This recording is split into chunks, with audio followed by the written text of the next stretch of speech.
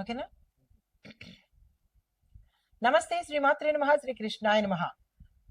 భక్తి ప్రేక్షకులకు స్వాగతం, సుస్వాగతం. అయితే మనకి ఇన్నాళ్ళు మనము యోగాల గురించి చెప్పుకున్నాం కదా. ఈసారి చిన్న చేంజ్ ఏంటంటే సెప్టెంబర్ 17వ తారీఖు 2025 మనకి రవి సంక్రమణం కన్యాలో జరుగుతోంది. అయితే ఇది ఎప్పుడు జరుగుతోంది అంటే కనుక ఈ నెల సెప్టెంబర్ నెలలో 17వ తారీఖు బుధవారం నాడు మనకి ఉదయం 6 గంటల 7 నిమిషాలకు రవి కన్యా రాశిలోకి సంక్రమణం చేస్తున్నాడు. సంక్రమణం అంటే ఏం కాదు, మారుతూ ఉంటాడనమాట. సూర్య భగవానుడు ఏ నెలకు ఆ నెల ఒక్కొక్క రాశిలోకి మారుతుంటాడు. అయితే ఈ పుణ్యకాలము మనకి ఉదయం 6 గంటల 7 నిమిషాల నుంచి మధ్యాహ్నం 12 గంటల 15 నిమిషముల వరకు ఉంటుందన్నమాట. అయితే ఈ సమయంలో మనం ఏం చేయాలి అంటే కనుక దానాలు, స్నానాలు, జపాలు, హోమాలు, పుణ్యకార్యాలు చేసుకుంటే కనుక విశేషమైన ఫలితాలు ఇస్తారు. అంటే మన సనాతన ధర్మంలో, మన హిందూ ధర్మంలో ప్రతి నెలకి మనకి భగవంతుడు ఏదో ఒక అవకాశాన్ని ఇస్తున్నాడు. మనుషులు పాపాలు పుట్టలుగా చేస్తూ ఉంటారు. కనీసం ఈ సమయంలోనైనా కొంత పుణ్యం చేసుకుంటే ఏ లవలేశమంతైనా, ఏ వెంట్రుక వాసంతైనా నేను కాపాడదాము అని భగవంతుడు అనుకుంటూ ఉంటాడట. వాళ్ళ పాపకర్మల నుంచి తగ్గించడం కోసము ఆయన ఎదురు చూస్తుంటాడు. మనం యథేచ్ఛగా పాపాలు చేసేసుకుంటూ ఉంటాం హాయిగా. కానీ అయ్యో నా బిడ్డలు పాపంతో కొట్టుమిట్టాడుతున్నారు, బాధలు పడతారు, కనీసం ఈ పుణ్య కార్యాల వల్లైనా, ఈ చిన్న చిన్న కార్యాల వల్లైనా వాళ్ళకి కొంతైనా నేను పుణ్యాన్ని ప్రసాదిద్దాము అని భగవంతుడు ఎదురు చూస్తుంటాడు. భక్తుడి కోసం చూడడం కాదు, భగవంతుడే భక్తుడి కోసం చూసే దాష్టీకం పట్టింది. అయితే అయినప్పటికీ మనం ఏం చేస్తామంటే పాపాలు నిరభ్యంతరంగా, నిశ్చలంగా, చక్కగా ఎంత హాయిగా చేస్తామంటే ఊపిరి వదిలితే ఎంత ఈజీగా వదులుతామో అంత పాపాలు చేసుకుంటా పోతుంటాము. అయితే అది వేరే సంగతి. కానీ ఎంత పాపాలు చేసిన వాళ్ళకైనా సరే కొంతైనా పుణ్యం చేసుకుంటే మంచి ఫలితాలు పొందుతారు. అయితే మనకి ఈ భాద్రపద మాసం వెళ్ళిన దగ్గర నుంచి మనకి అన్ని పుణ్యతిథులు, పుణ్యకార్యాలు ఆయన ప్రతి మాసము ఏదో ఒకటి ఉంటుంది. అయితే ఈ సమయంలో కూడా మనకి ఈ రవి సంక్రమణం వల్ల పుణ్యాలు చేసుకునేందుకు అవకాశమైంది. ఈ మధ్య కాలంలో మనకి ఒక వారం రోజుల క్రితం, 10 రోజుల క్రితం మనకి గ్రహణం కూడా వచ్చింది. ఆ సమయంలో కూడా మనము ప్రతి ఒక్కళ్ళు చక్కగా దాన ధర్మాలతోనూ, పూజా పునస్కారాలతోనూ, జపాలతోనూ, హోమాలతోనూ చక్కగా చేసుకున్నారు. అంటే గతంలో కన్నా ప్రతి మనిషిలోనూ పాప చింతన, భక్తి అనేది మార్పు వచ్చింది అని చెప్పొచ్చు అనమాట. అయితే ఈ సమయంలో మనకి గ్రహస్థితులు ఎలా ఉన్నాయి, తర్వాత ఆ గ్రహాలు ఇచ్చే ఫలితాలు ఏమిటి అనేది మేషాది ద్వాదశ రాశుల వారికి ఒక ఎత్తు అయితే, మరి దేశకాలమాన పరిస్థితుల్ని బట్టి దేశానికి ఇలా ఎలా ఉండబోతోంది, మన తాలూకా రక్షణ వ్యవస్థ, న్యాయ వ్యవస్థ, ఆర్థిక వ్యవస్థ, సామాజిక పరంగా ఎలా ఉండబోతోంది అవి కూడా తెలుసుకోవాలి కదా. అయితే ముందుగా ఫస్ట్ మనము గ్రహస్థితులు ఏమిటి ఈ సమయంలో అంటే మనకి ఒక నెల రోజుల పాటు ఈ రవి సంక్రమణం అనేది ఉంటుందన్నమాట. అయితే సూర్యుడు ఈ సమయంలో మనకి కన్యా రాశిలోకి ప్రవేశం చేశాడు.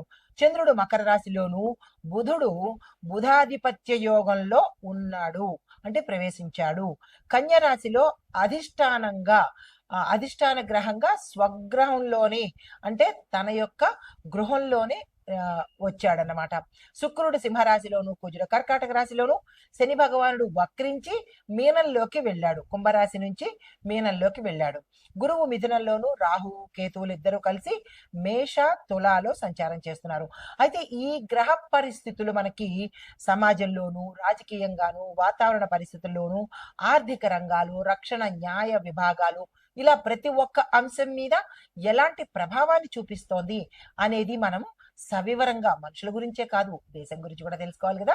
అయితే దేశకాలమాన ఫలితాలు ఎలా ఉండబోతున్నాయంటే వాతావరణం మారుతుంది, వర్షాలు తగ్గుముఖం పట్టి శరదృతువు స్పష్టంగా కనిపించేటట్టుగా గోచరిస్తోంది. పంటల దిగుబడి కొంతవరకు ఊహించినంత రాకపోయినప్పటికీ అంటే రైతులు ఇంత శాతం అని ఊహించుకుంటారు, అంత శాతము రాకపోయినప్పటికీ కొంత మెరుగయ్యే అవకాశం కనబడుతోంది. వ్యవసాయంలో నీటి కొరత ఉండి రైతులు కొన్ని చోట్ల ఇబ్బంది పడే అవకాశం కూడా గోచరిస్తోంది. ఇది ఒక రకంగా వాతావరణ పరంగా. మరి ఆర్థిక పరిస్థితులు ఎలా ఉండబోతున్నాయంటే కనుక బుధుడు స్వరాశిలో కన్యా రాశిలో ఉండడం వల్ల ఆర్థిక లావాదేవీలు కానీ వ్యాపార రంగంలో కొత్త మార్పులు చోటు చేసుకునే అవకాశాలు కనబడుతుంటాయి. అయితే స్టాక్ మార్కెట్లో చూసినట్టయితే కనుక విపరీతమైన ఉత్కంఠత టెన్షన్గా ఉంటుంది. ఎందుకు అంటే ఆ ఫ్లక్చుయేషన్స్ ఎలా రేట్లు మారాయి, ఎలా ఉండబోతోంది, స్టాక్ మార్కెట్లో ఫ్లక్చుయేషన్స్ ఉన్నాయా, హెచ్చులు ఉన్నాయా, తగ్గులు ఉన్నాయా, ఇలాగా ఉత్కంఠభరితంగా ఉండబోతోంది. అయితే కొంత లాభాలు వచ్చేటట్టుగానే గోచరిస్తోంది. అయితే ఐటీ టెక్నాలజీ ఎగుమతులు అంటే ఎక్స్పోర్ట్ రంగంలో వేగవంతంగా అంటే ఫాస్ట్గా డెవలప్మెంట్ అనేది కూడా గోచరిస్తోంది. అయితే కానీ చమురు అనగా ఆయిల్, బంగారము ధరలు కూడా విపరీతంగా పెరిగేటట్టుగా గోచరిస్తోంది. నిన్న మొన్న చూసినట్టయితే గ్రాము 1368 రూపాయలకి వెళ్ళింది. అంటే ఓవరాల్గా చెప్తున్నాను, ప్రాంతాన్ని బట్టి కాదు. అంటే 1,30,000 పైచిలకే దాటిందనమాట. ఇంకా పెరిగే అవకాశం కూడా ఎక్కువగా కనబడుతోంది. సుమారుగా 2 లక్షలు కూడా టచ్ చేయవచ్చు అన్నట్టుగా గోచరిస్తోంది. అయితే న్యాయ రక్షణ విభాగం కనుక చూసినట్టయితే న్యాయస్థానాల తీర్పు దేశ రాజకీయాల మీద ప్రభావం ఎక్కువగా చూపిస్తుంది. దీంతో పాటు కొన్ని కీలకమైన కేసులు ఫలితాలు బయటకి వెల్లడించే అవకాశాలు కూడా గోచరిస్తున్నాయి. అయితే రక్షణ వ్యవహారాలు చూసినట్టయితే కనుక సైనిక శక్తి, వాళ్ళ యొక్క శక్తి ఎక్కువగా ఉంటుంది. సైనికుల్లో జోష్ ఎక్కువగా ఉంటుంది. దేశభక్తి మీద ఎక్కువగా వాళ్ళు కృషి చేస్తారు. అంటే వాళ్ళల్లో దేశభక్తి అనేది ఉప్పొంగుతూ ఉంటుందన్నమాట. కొత్త ఒప్పందాలు, అంతర్జాతీయ వ్యూహాత్మక నిర్ణయాలు కూడా తీసుకోవడం జరుగుతుంది. పొరుగు దేశాల సరిహద్దుల్లో కూడా మనకి కొంత ఉద్రిక్త వాతావరణం కూడా ఈ సంక్రమణ సమయంలో గోచరిస్తోంది.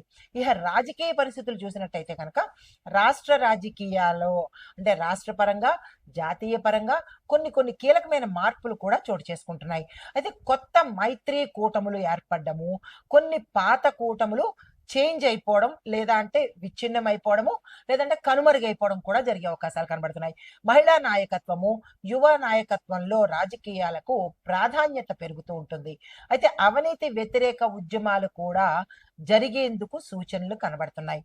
ఇక సామాజిక వాతావరణం చూసినట్టయితే సామాజిక వర్గాలలో వర్గ, కుల, మత విభేదాలు కూడా చెలరేగే అవకాశాలు, అవి ముదిరిపోయేందుకు కూడా సూచనలు కనబడుతున్నాయి.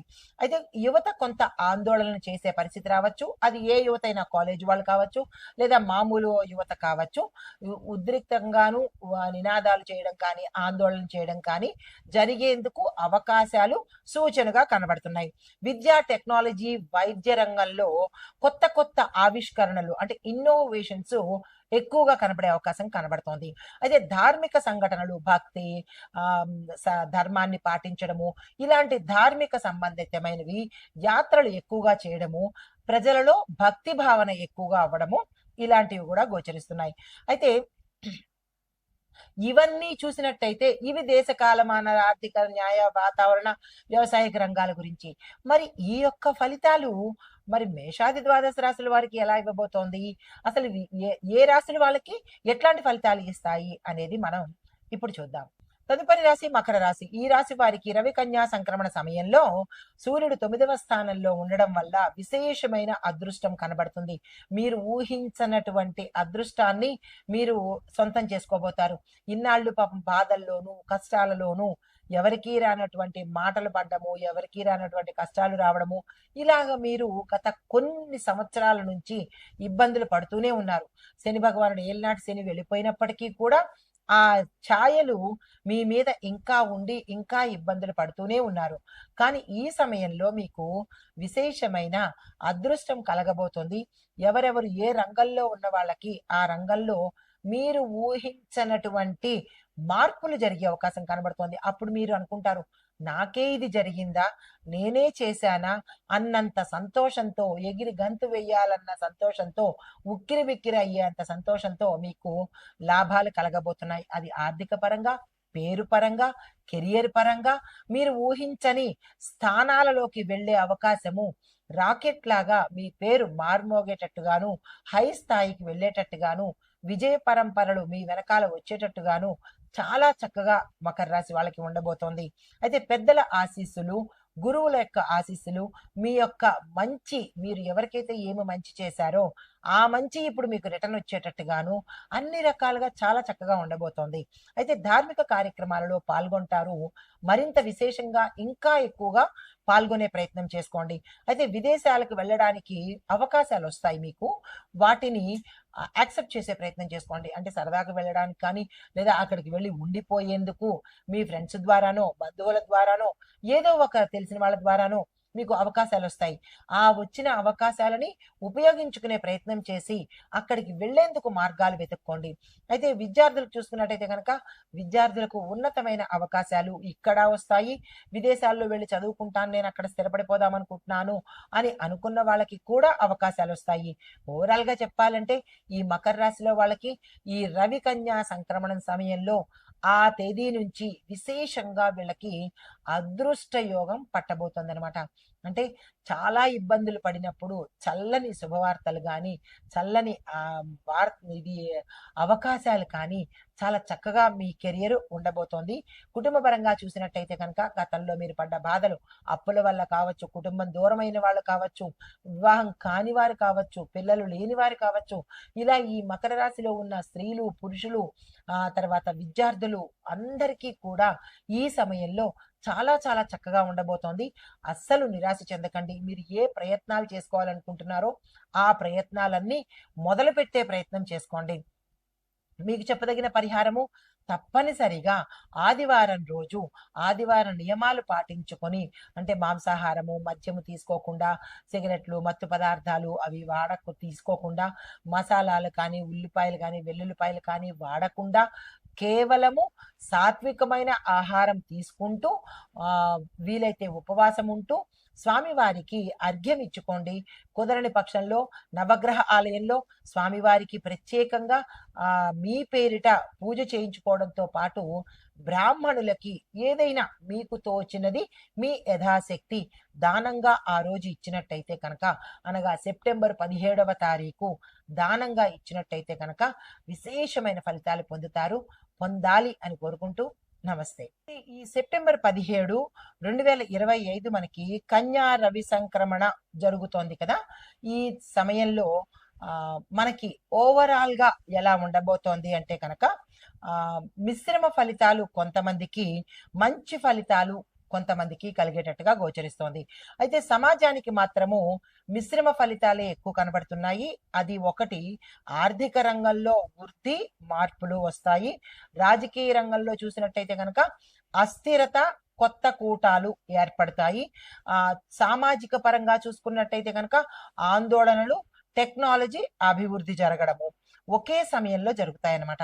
అయితే దేశ రక్షణ, న్యాయ రంగము ఇలాంటి పరిస్థితి చూసినట్టయితే కనుక కఠినమైన నిర్ణయాలు తీసుకునే దిశగా మనకి ముందుకు, అంటే కఠినమైన నిర్ణయాలు తీసుకోవాల్సిన పరిస్థితి దేశంలో ఉండే అవకాశం కనబడుతోంది.